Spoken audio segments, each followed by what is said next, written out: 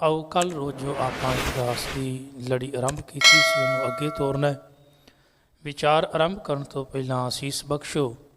बुलाओ फतेह। वाहिगुरू जी का खालसा वाहिगुरू जी की फतेह। कल रोज़ आप गुरु तेग बहादुर महाराज पातशाह जी की जीवनी संखेप रूप में विचार साझी कर रहे हैं। सन 1664 ਦੇ ਵਿੱਚ ਗੁਰੂ ਹਰਕ੍ਰਿਸ਼ਨ ਮਹਾਰਾਜ ਸੱਚੇ ਪਾਤਸ਼ਾਹ ਜੀ ਦਿੱਲੀ ਵਿਖੇ ਜੋਤੀ ਜੋਤ ਸਮਾਉਂਦੇ ਨੇ। ਪਰ ਇੱਕ ਬਚਨ ਜਿਹੜਾ ਹੈ ਉਹ ਆਪਣੇ ਮੁਖ ਤੋਂ ਉਸ ਸਮੇਂ ਸਿੱਖ ਸੰਗਤਾਂ ਦੇ ਸਨਮੁਖ ਰੱਖਦੇ ਨੇ ਕਿ ਅਗਲਾ ਗੁਰੂ ਕੌਣ ਹੋਵੇਗਾ। ਇਹ ਕੁਐਸਚਨ ਮਾਰਕ ਸੀ। ਸਿੱਖ ਸੰਗਤਾਂ ਨੂੰ ਅਜੇ ਪਤਾ ਨਹੀਂ ਵੀ ਅਗਲਾ ਗੁਰੂ ਕੌਣ ਹੈ, ਪਰ ਗੁਰੂ ਨੇ ਇੱਕ ਇਸ਼ਾਰਾ ਕਰ ਦਿੱਤਾ।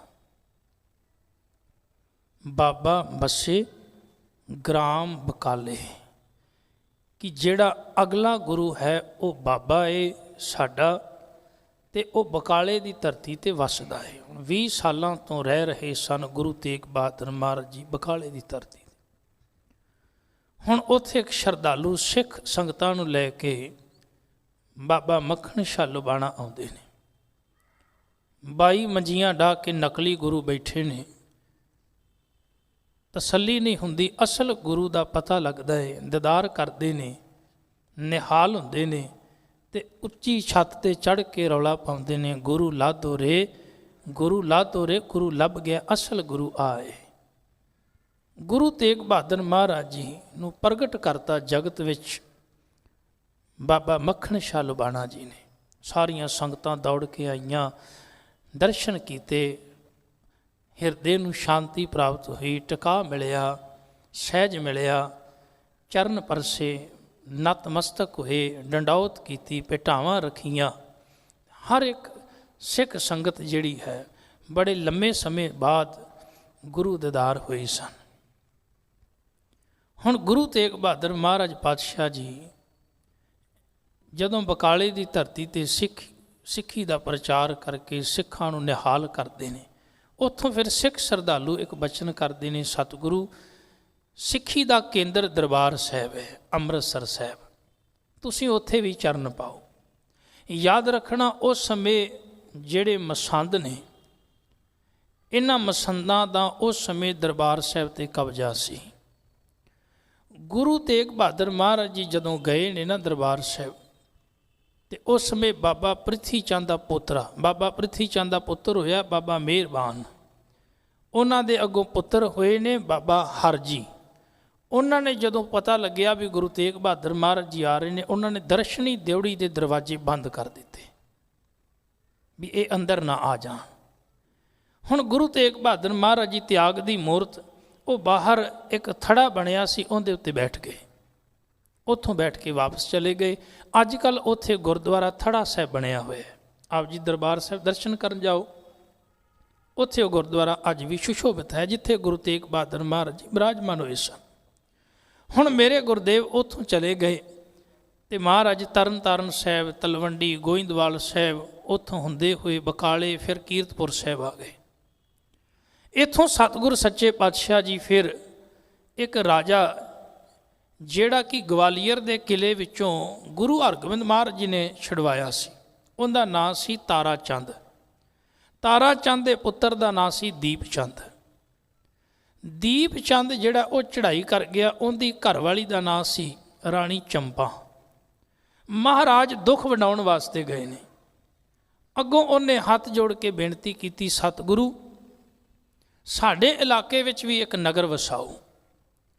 ਹੁਣ ਗੁਰੂ ਪਾਤਸ਼ਾਹ ਜੀ ਨੇ ਉਸ ਸਮੇਂ ਬੇਨਤੀ ਪ੍ਰਵਾਨ ਕਰਕੇ ਰਾਣੀ ਦੀ ਇੱਕ ਨਗਰ ਵਸਾਇਆ। ਮਾਖੋਵਾਲ ਦੀ ਧਰਤੀ ਖਰੀਦ ਕੇ ਉਹ ਨਗਰ ਵਸਾਇਆ। ਨਾਂ ਰੱਖਿਆ ਚੱਕ ਨਾਨਕੀ, ਜਿਹਦਾ ਬਾਅਦ ਵਿੱਚ ਜਾ ਕੇ ਨਾਮ ਆਨੰਦਪੁਰ ਸਾਹਿਬ ਹੈ। ਇਹਦੀ ਜਿਹੜੀ ਨੀਂਹ ਪੱਥਰ ਸੀ ਨਾ, ਉਹ ਬਾਬਾ ਬੁੱਢਾ ਜੀ ਦੇ ਪੋਤਰੇ ਭਾਈ ਭਾਨਾ ਜੀ ਦੇ ਪੁੱਤਰ ਭਾਈ ਗੁਰਦਿੱਤਾ ਜੀ ਨੇ ਰੱਖੀ ਸੀ। सन 1665 ਦੇ ਵਿੱਚ ਇਹ ਨੀਂਹ ਰੱਖੀ ਗਈ ਆਨੰਦਪੁਰ ਸਾਹਿਬ ਦੀ। ਇਹਦੀ ਉਸਾਰੀ ਗੁਰੂ ਤੇਗ ਬਹਾਦਰ ਮਹਾਰਾਜ ਜੀ ਨੇ ਆਰੰਭ ਕਰਾ ਦਿੱਤੀ। ਹੁਣ ਖਿਆਲ ਕਰਨਾ, ਇੱਥੋਂ ਇੱਕ ਬੜੀ ਵੱਡੀ ਯਾਤਰਾ, ਕਿਉਂਕਿ ਮੈਂ ਸੰਖੇਪ ਵਿੱਚ ਵਿਚਾਰ ਸਾਂਝੀ ਕਰ ਰਿਹਾ, ਸਮੇਂ ਦੀ ਪਾਬੰਦੀ ਹੈ। ਇੱਥੋਂ ਇੱਕ ਬੜੀ ਵੱਡੀ ਯਾਤਰਾ ਮਹਾਰਾਜ ਨੇ ਆਰੰਭ ਕੀਤੀ ਹੈ। ਸਤਿਗੁਰੂ ਸੱਚੇ ਪਾਤਸ਼ਾਹ ਜੀ ਇੱਥੋਂ ਕੁਰਾਲੀ ਫਿਰ ਪਟਿਆਲੇ ਗਏ, ਜਿੱਥੇ ਗੁਰਦੁਆਰਾ ਦੁੱਖ ਨਿਵਾਰਨ ਸਾਹਿਬ ਅੱਜ ਕੱਲ੍ਹ ਸੁਸ਼ੋਭਿਤ ਹੈ। ਮਹਾਰਾਜ ਇੱਥੇ ਰੁਕੇ ਕੁਝ ਸਮਾਂ, ਫਿਰ ਮਹਾਰਾਜ ਤਲਵੰਡੀ ਗਏ, ਇੱਥੋਂ ਫਿਰ ਧਮਧਾਨ ਸਾਹਿਬ ਇੱਕ ਬੜਾ ਵੱਡਾ ਗੁਰਦੁਆਰਾ ਸਾਹਿਬ ਸੁਸ਼ੋਭਿਤ ਹੈ, ਉੱਥੋਂ ਕਰਨਾਲ ਆਏ। ਮਹਾਰਾਜ ਫਿਰ ਦਿੱਲੀ ਗਏ, ਫਿਰ ਦਿੱਲੀ ਤੋਂ ਸਤਿਗੁਰੂ ਸੱਚੇ ਪਾਤਸ਼ਾਹ ਆਗਰੇ ਦੀ ਧਰਤੀ 'ਤੇ ਗਏ, ਪ੍ਰਚਾਰ ਕਰਦੇ ਗਏ।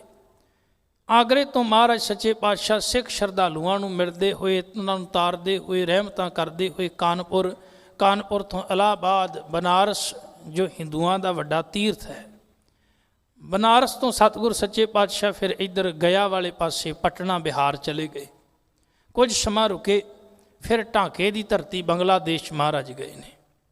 ਹੁਣ ਇੱਥੇ ਮਹਾਰਾਜ ਜਦੋਂ ਪ੍ਰਚਾਰ ਕਰ ਰਹੇ ਸਨ ਤੇ ਇੱਕ ਨਿਊਜ਼, ਇੱਕ ਖਬਰ ਮਿਲਦੀ ਹੈ, ਇੱਕ ਸਿੱਖ ਆ ਕੇ ਦੱਸਦਾ, ਸਤਿਗੁਰੂ ਤੁਹਾਡੇ ਘਰ ਇੱਕ ਬਾਲਕ ਨੇ ਜਨਮ ਲਿਆ ਹੈ ਤੇ ਨਾਮ ਪਾਤਸ਼ਾਹ ਜੀ ਨੇ ਉਸ ਸਮੇਂ ਆਪ ਰੱਖਿਆ ਗੋਬਿੰਦ ਰਾਏ। ਸਨ 1666 ਦੇ ਵਿੱਚ ਸਾਹਿਬਜ਼ਾਦੇ ਦਾ ਪ੍ਰਕਾਸ਼ ਹੋਇਆ ਹੈ ਪਟਨੇ ਦੀ ਧਰਤੀ 'ਤੇ, ਨਾਮ ਰੱਖਿਆ ਗੋਬਿੰਦ ਰਾਏ। ਮਹਾਰਾਜ ਫਿਰ ਅਸਾਮ ਵਾਲੇ ਪਾਸੇ ਚਲੇ ਗਏ, ਇੱਥੋਂ ਪ੍ਰਚਾਰ ਕਰਦੇ। 3 ਸਾਲਾਂ ਬਾਅਦ ਆਪਣੇ ਪੁੱਤਰ ਨੂੰ ਆ ਕੇ ਵੇਖਿਆ ਪਟਨੇ, ਔਰ 33 ਸਾਲਾਂ ਬਾਅਦ ਘਰ ਵਿੱਚ ਬਾਲਕ ਨੇ ਜਨਮ ਲਿਆ ਸੀ। ਕਿੰਨਾ ਸਬਰ, ਕਿੰਨਾ ਸੰਤੋਖ ਤੇ ਕਿੰਨੀ ਵੱਡੀ ਤਿਆਗ ਦੀ ਮੂਰਤ ਨੇ ਗੁਰੂ ਤੇਗ ਬਹਾਦਰ ਮਹਾਰਾਜ ਜੀ। ਇੱਕ ਵਾਰ ਵੀ ਕੋਈ ਗਿਲਾ ਸ਼ਿਕਵਾ ਜ਼ੁਬਾਨ 'ਤੇ ਨਹੀਂ ਆਇਆ, ਇੱਕ ਦਿਨ ਵੀ ਇਹ ਨਹੀਂ ਆਖਿਆ ਵੀ ਮਾਲਕ ਮੈਨੂੰ ਆਹ ਨਹੀਂ ਮਿਲਿਆ, ਮੈਨੂੰ ਆਹ ਪ੍ਰਾਪਤ ਨਹੀਂ ਹੋਇਆ। ਉਹਨਾਂ ਦੇ ਜੀਵਨ ਵਿੱਚੋਂ ਕਿੰਨਾ ਕੁਝ ਸਿੱਖਣ ਵਾਲਾ ਹੈ, ਕਿੰਨੇ ਪੱਖ ਨੇ ਉਹਨਾਂ ਦੇ ਜੀਵਨ ਦੇ। ਜੇ ਵਿਚਾਰ ਕਰੀਏ, ਇੱਕ ਇੱਕ ਵਿਚਾਰ ਨੂੰ ਕਈ ਦਿਨ ਲੱਗ ਜਾਣਗੇ। ਖੈਰ, ਸਤਿਗੁਰੂ ਸੱਚੇ ਪਾਤਸ਼ਾਹ ਇਸ ਸਮੇਂ ਫਿਰ ਵਾਪਸ ਪੰਜਾਬ ਆ ਗਏ। ਪੰਜਾਬ ਦਾ ਮਾਹੌਲ ਖਰਾਬ ਸੀ, ਕਿਉਂ ਸਮੇਂ ਦਾ ਬਾਦਸ਼ਾਹ ਔਰੰਗਜ਼ੇਬ ਹੈ। ਤੇ ਔਰੰਗਜ਼ੇਬ ਨੇ ਕੀ ਕੀਤਾ ਕਿ ਜਿਹੜੇ ਹਿੰਦੁਸਤਾਨ ਦੇ ਵਿੱਚ ਹਿੰਦੂ ਲੋਕ ਨੇ, ਇਹਨਾਂ ਨੂੰ ਕਿਸੇ ਤਰੀਕੇ ਨਾਲ ਖਤਮ ਕੀਤਾ ਜਾਵੇ ਤੇ ਇਸਲਾਮ ਦਾ ਝੰਡਾ ਜਿਹੜਾ ਉਹ ਫਹਿਰਾਇਆ ਜਾਵੇ। ਉਹ ਕੱਟੜ ਸੀ, ਸ਼ਰ੍ਹਾ ਨੂੰ ਮੰਨਣ ਵਾਲਾ ਸੀ, ਪਰ ਉਹਦੇ ਅੰਦਰ ਇੱਕ ਸ਼ੰਕਾ, ਇੱਕ ਭਰਮ ਨੇ ਜਨਮ ਲੈ ਲਿਆ। ਜਿੱਥੇ ਭਰਮ ਹੋਵੇ ਨਾ, ਉੱਥੇ ਫਿਰ ਧਰਮ ਨਹੀਂ ਰਹਿੰਦਾ, ਤੇ ਜਿੱਥੇ ਧਰਮ ਹੋਵੇ ਉੱਥੇ ਭਰਮ ਨਹੀਂ ਹੁੰਦਾ। ਇਹ ਗੱਲ ਯਾਦ ਰੱਖਣਾ। ਹੁਣ ਜਦੋਂ ਭਰਮ ਅੰਦਰ ਜਨਮ ਲੈ ਗਿਆ, ਭਰਮ ਕੀ ਸੀ ਵੀ ਸ਼ਾਇਦ ਇਸ ਦੁਨੀਆ ਅੰਦਰ ਜਿੰਨੇ ਜ਼ਿਆਦਾ ਇਸਲਾਮਕ ਲੋਕ ਹੋਣਗੇ, ਅੱਲਾ ਉਹਨਾਂ ਖੁਸ਼ ਹੋਵੇਗਾ। ਪਰ ਇਹ ਭਰਮ ਜਿਹੜਾ ਹੈ ਬੜਾ ਵੱਡਾ ਸੀ। ਔਰੰਗਜ਼ੇਬ ਜਿਹੜਾ ਹੈ, ਇਸ ਸਵਾਲ ਨੂੰ ਉਹ ਸਮਝ ਨਾ ਸਕਿਆ ਕਿਹੜਾ ਵੀ ਦੁਨੀਆ ਦੇ ਅੰਦਰ ਹਰ ਇੱਕ ਇਨਸਾਨ ਨੂੰ ਆਜ਼ਾਦੀ ਨਾਲ ਰਹਿਣ ਦਾ ਹੱਕ ਹੈ। ਉਹ ਇਸ ਗੱਲ ਨੂੰ ਸਮਝ ਨਾ ਸਕਿਆ। ਉਹਨੇ ਕੀ ਕੀਤਾ, ਵਿਚਾਰ ਬਣਾਈ ਵੀ ਜਿਹੜੇ ਹਿੰਦੂਆਂ ਦੇ ਜਿਹੜੇ ਪ੍ਰਚਾਰਕ ਨੇ, ਬ੍ਰਾਹਮਣ ਆਗੂ ਨੇ, ਕਸ਼ਮੀਰ ਵਿੱਚ ਰਹਿੰਦੇ ਨੇ, ਕਿਉਂ ਨਾ ਉਹਨਾਂ ਨੂੰ ਮੁਸਲਮਾਨ ਬਣਾ ਲਿਆ ਜਾਵੇ। ਬਾਕੀ ਲੋਕ ਤੇ ਆਪੇ ਹੀ ਮੁਸਲਮਾਨ ਬਣ ਜਾਣਗੇ। ਜੇ ਉਹਨਾਂ ਦੇ ਆਗੂ ਜਿਹੜੇ ਨੇ, ਜਿਹੜੇ ਉਹਨਾਂ ਨੂੰ ਪ੍ਰਚਾਰ ਕਰਦੇ ਨੇ, ਉਹਨਾਂ ਨੂੰ ਹਿੰਦੂ ਧਰਮ ਦੀ ਨੌਲੇਜ ਦਿੰਦੇ ਨੇ, ਅਗਰ ਉਹਨਾਂ ਨੂੰ ਇਸਲਾਮ ਵਿੱਚ ਲਿਆਇਆ ਜਾਵੇ ਤੇ ਬਾਕੀ ਆਪੇ ਹੀ ਮੁਸਲਮਾਨ ਬਣ ਜਾਣਗੇ। ਤਾਂ ਉਹਨੇ ਕੀ ਕੀਤਾ, ਸ਼ੇਰ ਅਫਗਾਨ ਜਿਹੜਾ ਉਸ ਸਮੇਂ ਕਸ਼ਮੀਰ ਦਾ ਸੂਬੇ ਦਾ ਮਾਲਕ ਸੀ, ਨਵਾਬ ਸੀ, ਉਹਨੇ ਫਿਰ ਬੜੀ ਤੇਜ਼ੀ ਦੇ ਨਾਲ ਉਹਨਾਂ ਹਿੰਦੂ ਬ੍ਰਾਹਮਣਾਂ ਨੂੰ ਖਤਮ ਕਰਨਾ ਸ਼ੁਰੂ ਕੀਤਾ। ਜਾਂ ਤੇ ਮੁਸਲਮਾਨ ਬਣ ਜਾਵੋ ਤੇ ਜਾਂ ਫਿਰ ਮਰਨ ਲਈ ਤਿਆਰ ਹੋ ਜਾਓ। ਨਿਤ ਉਹਨਾਂ ਦੇ ਜੰਜੂ ਲਾਉਣੇ ਸ਼ੁਰੂ ਕਰ ਦਿੱਤੇ, ਕਤਲੋ ਗਾਰਤ ਸ਼ੁਰੂ ਹੋ ਗਈ। ਹਿੰਦੂ ਮੰਦਰਾਂ ਨੂੰ ਜ਼ੋਰਾਂ ਨਾਲ ਢਾਇਆ ਜਾਣ ਲੱਗ ਪਿਆ, ਘਰਾਂ ਨੂੰ ਲੁੱਟਿਆ ਜਾਣ ਲੱਗ ਪਿਆ, ਧੀਆਂ ਬੇਪਤ ਹੋਣ ਲੱਗ ਪਈਆਂ, ਧੱਕਾਸ਼ਾਹੀ ਰਾਜ ਚੱਲ ਗਿਆ। ਇੱਕ ਗੱਲ ਯਾਦ ਰੱਖਣਾ, ਦੁਨੀਆ ਅੰਦਰ ਬੜੇ ਨਸ਼ੇ ਨੇ, ਪਰ ਇੱਕ ਨਸ਼ਾ ਬੜਾ ਖਤਰਨਾਕ ਹੈ, ਰਾਜ ਦਾ ਨਸ਼ਾ। ਇਹ ਰਾਜ ਦਾ ਨਸ਼ਾ ਲੈਂਦਾ ਨਹੀਂ ਬਲਕਿ ਚੜ੍ਹਦਾ ਹੀ ਜਾਂਦਾ ਹੈ। ਔਰ ਰਾਜ ਦੇ ਨਸ਼ੇ ਵਿੱਚ ਬੰਦਾ ਇੰਨਾ ਗਵਾਚ ਜਾਂਦਾ ਹੈ, ਉਹਨੂੰ ਚੰਗੇ ਤੇ ਮਾੜੇ ਦੀ ਸਮਝ ਨਹੀਂ ਰਹਿੰਦੀ ਵੀ ਚੰਗਾ ਕੀ ਤੇ ਮਾੜਾ ਕੀ। ਔਰੰਗਜ਼ੇਬ ਨੂੰ ਰਾਜ ਦਾ ਨਸ਼ਾ ਸੀ, ਉਹਨੇ ਨਾ ਮਾਂ ਛੱਡੀ, ਨਾ ਬਾਪ ਛੱਡਿਆ, ਨਾ ਭੈਣ। ਵੇਖੋ ਸਿਆਸਤ ਕਿੰਨੀ ਮਾੜੀ ਚੀਜ਼ ਹੁੰਦੀ ਹੈ। ਸਿਆਸੀ ਬੰਦੇ ਦਾ ਕੋਈ ਮਾਂ ਨਾ ਬਾਪ, ਨਾ ਭੈਣ, ਨਾ ਭਰਾ, ਨਾ ਧੀ, ਨਾ ਪੁੱਤਰ ਕੋਈ ਨਹੀਂ ਹੁੰਦਾ। ਔਰੰਗਜ਼ੇਬ ਨੇ ਸਾਰਿਆਂ ਨੂੰ ਖਤਮ ਕਰਵਾ ਦਿੱਤਾ ਸੀ। ਨਾ ਧੀ, ਨਾ ਪੁੱਤਰ, ਨਾ ਭੈਣ, ਨਾ ਭਰਾ, ਨਾ ਮਾਂ, ਨਾ ਬਾਪ, ਕੋਈ ਨਹੀਂ ਸੀ ਉਹਨੇ ਛੱਡਿਆ। ਕਿਉਂ? ਉਹਨੂੰ ਡਰ ਸੀ ਕਿਤੇ ਕੱਲ੍ਹ ਨੂੰ ਇਹ ਨਾ ਰਾਜ ਭਾਗ ਲੈ ਲੈਣ। ਖੈਰ, ਉਹਨੇ ਕਤਲੋ ਗਾਰਤ ਸ਼ੁਰੂ ਕਰਵਾ ਦਿੱਤੀ। ਇੱਧਰੋਂ ਕਸ਼ਮੀਰ ਦੇ ਜਿਹੜੇ ਪੰਡਤ ਸਨ ਉਹ ਘਬਰਾ ਗਏ। ਉਹਨਾਂ ਨੇ ਸੋਚਿਆ ਵੀ ਹੁਣ ਕੀ ਕੀਤਾ ਜਾਵੇ। ਨਜ਼ਰ ਮਾਰੀ, ਉੱਥੇ ਇੱਕ ਸਿੱਖ ਰਹਿੰਦਾ ਸੀ, ਕਿਰਪਾ ਰਾਮ, ਹੈ ਗੁਰੂ ਨਾਨਕ ਦੇ ਘਰ ਦਾ ਸਿੱਖ ਸੀ। ਉਹ ਸਾਰੇ ਕਸ਼ਮੀਰੀ ਆਗੂ ਪੰਡਤ ਜਿਹੜੇ ਸਨ ਚੱਲ ਕੇ ਉਹਦੇ ਘਰ ਗਏ, ਕਹਿਣ ਲੱਗੇ ਵੀ ਤੇਰਾ ਪਿਆਰ ਹੈ ਗੁਰੂ ਨਾਨਕ ਦੇ ਘਰ ਨਾਲ, ਇਹ ਉਹ ਘਰ ਹੈ ਜਿਹੜਾ ਕਿਸੇ ਅੱਗੇ ਝੁਕਦਾ ਨਹੀਂ, ਕਿਸੇ ਦੀ ਗੁਲਾਮੀ ਨਹੀਂ ਪ੍ਰਵਾਨ ਕਰਦਾ।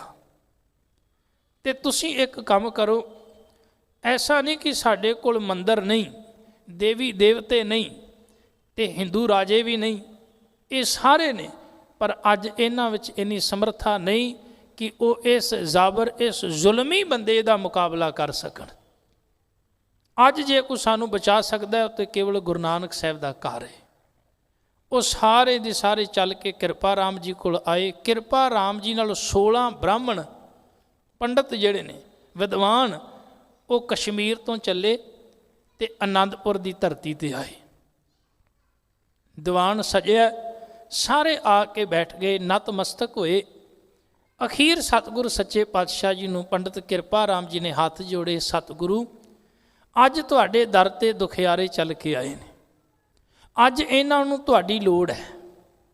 ਤੁਹਾਡਾ ਘਰ ਸਦਾ ਹੀ, ਜਦੋਂ ਵੀ ਕੋਈ ਗਰੀਬ, ਕੋਈ ਮਜ਼ਲੂਮ, ਕੋਈ ਮਾੜਾ ਆਉਂਦਾ ਹੈ ਨਾ, ਤੁਸੀਂ ਉਹਨੂੰ ਆਪਣੇ ਗਲ ਨਾਲ ਲਾ ਲੈਂਦੇ ਹੋ। ਤੁਹਾਡੇ ਘਰ ਦੀ ਤੇ ਮਰਿਆਦਾ, ਕੋਈ ਦੁਸ਼ਮਣ ਵੀ ਆਵੇ ਤੇ ਤੁਸੀਂ ਉਹਨੂੰ ਵੀ ਗਲ ਨਾਲ ਲਾ ਲੈਂਦੇ ਹੋ। ਜੋ ਸ਼ਰਨ ਆਵੇ ਤੇ ਸਕੰਠ ਲਾਵੇ, ਇਹ ਬਿਰਧ ਸੁਆਮੀ ਸੰਦਾ। ਤੁਹਾਡਾ ਬਿਰਧ ਸੁਭਾਅ ਹੈ, ਜਿਹੜਾ ਆ ਗਿਆ ਤੁਸੀਂ ਗੱਲ ਨਾਲ ਲਾ ਹੀ ਲੈਣਾ। ਕਿਰਪਾ ਕਰੋ, ਇਹ ਦੁਖੀ ਨੇ, ਇਹਨਾਂ ਦਾ ਧਰਮ ਖਤਰੇ ਵਿੱਚ ਹੈ, ਅੱਜ ਤੁਸੀਂ ਇਹਨਾਂ ਦੇ ਧਰਮ ਦੀ ਰੱਖਿਆ ਕਰੋ। ਬੜੇ ਪਿਆਰੇ ਬੋਲ ਕਿਸੇ ਵਿਦਵਾਨ ਨੇ ਲਿਖੇ ਨੇ। ਉਹ ਕਹਿੰਦਾ, ਦੁਖੀ ਵਿਪਰ ਜਦ ਚੱਲ ਕੇ ਆਏ ਪੁਰੀ ਆਨੰਦ, ਬਾਂਹ ਸਾਡੀ ਪਕੜੀਐ ਗੁਰੂ ਹਰਗੋਬਿੰਦ ਕੇ ਚੰਦ। ਹੇ ਗੁਰੂ ਹਰਗੋਬਿੰਦ ਮਹਾਰਾਜ ਜੀ ਦੇ ਪੁੱਤਰ, ਹੇ ਗੁਰੂ ਤੇਗ ਬਹਾਦਰ ਮਹਾਰਾਜ ਸੱਚੇ ਪਾਤਸ਼ਾਹ, ਅੱਜ ਅਸੀਂ ਤੇਰੇ ਦਰ ਤੇ ਚੱਲ ਕੇ ਆਏ ਹਾਂ, ਦੁਖੀ ਹਾਂ, ਕਿਰਪਾ ਕਰੋ ਸਾਡੀ ਬਾਂਹ ਫੜ ਲਵੋ। ਗੁਰੂ ਤੇਗ ਬਹਾਦਰ ਮਹਾਰਾਜ ਸੱਚੇ ਪਾਤਸ਼ਾਹ ਜੀ ਉੱਥੇ ਫਿਰ ਹੋਰ ਕਵੀ ਨੇ ਬੜੇ ਪਿਆਰੇ ਬੋਲ ਆਖੇ ਨੇ। ਕਹਿ ਲੱਗੇ, ਸਤਿਗੁਰੂ ਸੱਚੇ ਪਾਤਸ਼ਾਹ ਜੀ ਨੇ, ਭੱਟ ਕੇਸੋ ਜੀ ਨੇ ਸ਼ਬਦ ਆਖੇ ਨੇ, ਚਿਤ ਚਰਨ ਕਮਲ ਕਾ ਆਸਰਾ, ਚਿਤ ਚਰਨ ਕਮਲ ਸੰਗ ਜੋੜੀਏ। ਕਹਿਣ ਲੱਗੇ, ਜਦੋਂ ਤੁਸੀਂ ਆਸਰਾ ਵੱਡੇ ਦਾ ਲਵੋ, ਕਹਿ ਲੱਗੇ ਆਪਣਾ ਚਿੱਤ ਉਹਦੇ ਚਰਨਾਂ ਨਾਲ ਜੋੜ ਲਵੋ। ਜੇ ਤੁਸੀਂ ਕਿਸੇ ਤਾਕਤਵਰ, ਕਿਸੇ ਬਲਵਾਨ ਦਾ, ਕਿਸੇ ਵੱਡੇ ਦਾ ਸਹਾਰਾ ਲਓਗੇ ਨਾ, ਫਿਰ ਤੁਸੀਂ ਡੋਲੋਗੇ ਨਹੀਂ, ਕਿਉਂਕਿ ਉਹ ਆਪ ਅਡੋਲ ਹੈ। ਚਿੱਤ ਚਰਨ ਕਮਲ ਸੰਗ ਜੋੜੀਏ। ਕਹਿਣ ਲੱਗੇ ਆਪਣਾ ਚਿੱਤ ਉਸ ਮਾਲਕ ਦੇ ਚਰਨਾਂ ਦੇ ਨਾਲ ਜੋੜ ਲੈਣਾ ਚਾਹੀਦਾ। ਚਿੱਤ ਚਰਨ ਕਮਲ ਕਾ ਆਸਰਾ, ਚਿੱਤ ਚਰਨ ਕਮਲ ਸੰਗ ਜੋੜੀਏ। ਅੱਗੇ ਉਹਨੇ ਬਚਨ ਆਖੇ, ਬਾਂਹ ਜਿਨ੍ਹਾਂ ਦੀ ਪਕੜੀਏ, ਸਿਰ ਦੀਜੇ ਬਾਂਹ ਨਾ ਛੋੜੀਏ। ਇੱਕ ਵਾਰ ਫਿਰ ਉਹ ਬਾਂਹ ਫੜ ਲਵੇ ਨਾ, ਫਿਰ ਬਾਂਹ ਛੱਡਦਾ ਨਹੀਂ। ਇਹ ਗੁਰੂ ਤੇਗ ਬਹਾਦਰ ਮਹਾਰਾਜ ਜੀ ਸਨ, ਜਿਨ੍ਹਾਂ ਨੇ ਬਾਂਹ ਫੜ ਲਈ ਉਹਨਾਂ ਕਸ਼ਮੀਰੀ ਪੰਡਤਾਂ ਦੀ, ਤੇ ਫਿਰ ਬਾਂਹ ਫਿਰ ਛੱਡੀ ਨਹੀਂ। ਬਾਂਹ ਇਸ ਤਰ੍ਹਾਂ ਪਕੜ ਲਈ ਜੇ ਲੋਕ ਤੇ ਪਰਲੋਕ ਦੇ ਰਾਖੇ ਹੋ ਗਏ। ਗੁਰੂ ਤੇਗ ਬਹਾਦਰ ਮਹਾਰਾਜ ਜੀ ਨੇ ਬਾਂਹ ਫੜੀ। ਕਹਿ ਲੱਗੇ, ਬਾਂਹ ਤੁਹਾਡੀ ਮੈਂ ਛੱਡਾਂਗਾ ਨਹੀਂ, ਹਾਂ ਭਾਵੇਂ ਮੈਨੂੰ ਆਪਣਾ ਆਪਾ ਕੁਰਬਾਨ ਕਰਨਾ ਪਵੇ, ਮੈਂ ਆਪਣਾ ਆਪਾ ਕੁਰਬਾਨ ਕਰ ਦੇਵਾਂਗਾ। ਤੇਗ ਬਹਾਦਰ ਬੋਲਿਆ, ਸਿਰ ਦੀਜੈ। ਕਹਿਣ ਲੱਗੇ, ਆਪਣਾ ਆਪ ਭਾਵੇਂ ਕੁਰਬਾਨ ਕਰ ਦੇਵੇ। ਤੇਗ ਬਹਾਦਰ ਬੋਲਿਆ, ਕਹਿਣ ਲੱਗੇ, ਉਸ ਸਮੇਂ ਇੱਕ ਬਚਨ ਕੀਤਾ ਵੱਡਾ ਵੀ ਭਲਿਓ, ਇਹ ਸਿਰ ਤਾਂ ਜਾ ਸਕਦਾ, ਇਹ ਆਪਣਾ ਆਪ ਤੇ ਕੁਰਬਾਨ ਕੀਤਾ ਜਾ ਸਕਦਾ, ਪਰ ਕਹਿ ਲੱਗੇ ਧਰਮ ਨਾ ਛੋੜੀਏ, ਆਪਣੇ ਧਰਮ ਨੂੰ ਨਹੀਂ ਛੱਡਣਾ ਚਾਹੀਦਾ, ਆਪਣਾ ਧਰਮ ਨਹੀਂ ਗਵਾਉਣਾ ਚਾਹੀਦਾ। ਇਹ ਤੇਗ ਬਹਾਦਰ ਹੈ ਜਿਹਨੇ ਬਾਂਹ ਫੜ ਲਈ ਉਹਨਾਂ ਮਜ਼ਲੂਮਾਂ ਦੀ, ਉਹਨਾਂ ਗਰੀਬਾਂ ਦੀ। ਤੇ ਸਤਿਗੁਰੂ ਸੱਚੇ ਪਾਤਸ਼ਾਹ ਜੀ ਨੇ ਉਸ ਸਮੇਂ ਇੱਕ ਬਚਨ ਆਖਿਆ। ਕਹਿ ਲੱਗੇ, ਜਾਓ ਤੇ ਜਾ ਕੇ ਸ਼ੇਰ ਅਫਗਾਨ ਨੂੰ ਕਹਿ ਦਿਓ ਵੀ ਜੇ ਤੁਸੀਂ ਤੇਗ ਬਹਾਦਰ ਨੂੰ ਮੁਸਲਮਾਨ ਬਣਾ ਲਵੋ ਤੇ ਸਾਰੇ ਹਿੰਦੁਸਤਾਨ ਦੇ ਹਿੰਦੂ ਸਾਰੇ ਮੁਸਲਮਾਨ ਬਣ ਜਾਣਗੇ, ਜਿੰਨੇ ਵੀ। ਇਹ ਬਚਨ ਆਖਿਆ। ਫਿਰ ਇੱਕ ਕਵੀ ਨੇ ਹੋਰ ਬੜੇ ਪਿਆਰੇ ਬਚਨ ਆਖੇ ਨੇ। ਉਸ ਸਮੇਂ ਉਹਨਾਂ ਨੂੰ ਤਸੱਲੀ ਹੋਈ, ਕਸ਼ਮੀਰੀ ਬ੍ਰਾਹਮਣਾਂ ਨੂੰ, ਪੰਡਤਾਂ ਨੂੰ ਹੌਸਲਾ ਮਿਲ ਗਿਆ। ਤੇ ਗੁਰੂ ਤੇਗ ਬਹਾਦਰ ਮਹਾਰਾਜ ਜੀ ਨੇ ਆਖਿਆ, ਸਤਿਗੁਰੂ ਪਾਤਸ਼ਾਹ ਜੀ ਨੇ ਇੱਥੇ ਬਚਨ ਆਖੇ ਕਿ ਬੱਚਿਓ ਤੁਸੀਂ ਜਾਓ ਤੇ ਘਬਰਾਇਓ ਨਾ, ਕਿਉਂਕਿ ਤੁਸੀਂ ਗੁਰੂ ਤੇਗ ਬਹਾਦਰ ਦਾ ਸਹਾਰਾ ਲਿਆ ਹੈ। ਸਤਿਗੁਰ ਸੱਚੇ ਪਾਤਸ਼ਾਹ ਜੀ ਬੋਲੇ, ਬਚਨ ਕੀਤਾ ਤੇਗ ਬਹਾਦਰ ਦਾ ਸਹਾਰਾ ਲਿਆ ਏ, ਇਸ ਕਰਕੇ ਘਬਰਾਉਣ ਦੀ ਡਰਨ ਦੀ ਕਹਿਣ ਲੱਗੇ ਕੋਈ ਲੋੜ ਨਹੀਂ। ਤੁਸੀਂ ਬਿਲਕੁਲ ਨਿਡਰ ਹੋ ਕੇ ਇੱਥੋਂ ਜਾਓ। ਜਦੋਂ ਤੱਕ ਤੇਗ ਬਹਾਦਰ ਜਿਉਂਦਾ ਏ ਉਹਨਾਂ ਚਿਰ ਤੁਹਾਡੇ ਧਰਮ ਨੂੰ ਕੋਈ ਬਦਲ ਨਹੀਂ ਸਕਦਾ, ਤੁਹਾਨੂੰ ਕੋਈ ਮੁਸਲਮਾਨ ਨਹੀਂ ਬਣਾ ਸਕਦਾ। ਸਤਿਗੁਰ ਸੱਚੇ ਪਾਤਸ਼ਾਹ ਜੀ ਨੇ ਉਸ ਸਮੇਂ ਬਚਨ ਆਖੇ। ਸਤਿਗੁਰੂ ਬੋਲੇ, ਸਤਿਗੁਰ ਸੱਚੇ ਪਾਤਸ਼ਾਹ ਜੀ ਨੇ ਆਪਣੇ ਮੁਖ ਤੋਂ ਇਹ ਬਚਨ ਕੀਤਾ ਕਿ ਕਹਿਣ ਲੱਗੇ ਵੀ ਭਲਿਓ ਜੇ ਤੁਸੀਂ ਅੱਜ ਆਏ ਹੋ ਤੇ ਤੁਹਾਡੇ ਧਰਮ ਦਾ ਦੀਵਾ ਪਿਆ ਬੁਝਦਾ ਹੈ।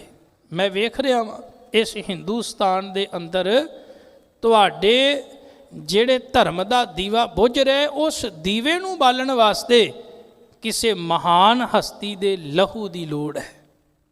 ਦੀਵਾ ਬੁਝ ਰਿਹਾ ਧਰਮ ਦਾ, ਮਹਾਨ ਹਸਤੀ ਦੇ ਲਹੂ ਦੀ ਲੋੜ ਹੈ। ਸੱਚ ਜਾਣਿਓ, ਮੈਂ ਆਪਣਾ ਲਹੂ ਉਸ ਦੀਵੇ ਵਿੱਚ ਪਾ ਕੇ ਤੁਹਾਡੇ ਧਰਮ ਦਾ ਦੀਵਾ ਕਦੀ ਬੁਝਣ ਨਹੀਂ ਦੇਵਾਂਗਾ। ਮੈਂ ਸ਼ਾਇਦ ਪਿੱਛੇ ਵੀ ਬੇਨਤੀ ਕੀਤੀ ਸੀ ਨਾ, ਲਾਲਾ ਦੌਲਤ ਰਾਏ ਨੇ ਸਾਹਿਬੇ ਕਮਾਲ ਵਿੱਚ ਇੱਕ ਗੱਲ ਲਿਖੀ ਸੀ। ਉਹ ਕਹਿੰਦਾ ਹਿੰਦੁਸਤਾਨ ਦੇ ਜਿੰਨੇ ਹਿੰਦੂ ਵੀਰ ਨੇ ਨਾ ਜੰਝੂ ਪਾਉਣ ਵਾਲੇ, ਉਹਨਾਂ ਨੂੰ ਜੰਝੂ ਵੱਲ ਵੇਖ ਕੇ ਅਹਿਸਾਸ ਹੋਣਾ ਚਾਹੀਦਾ ਹੈ ਕਿ ਇਹ ਜੰਝੂ ਨਹੀਂ, ਇਹ ਗੁਰੂ ਤੇਗ ਬਹਾਦਰ ਮਹਾਰਾਜ ਜੀ ਦੀਆਂ ਆਂਦਰਾਂ ਪਾਈਆਂ ਹੋਈਆਂ ਨੇ।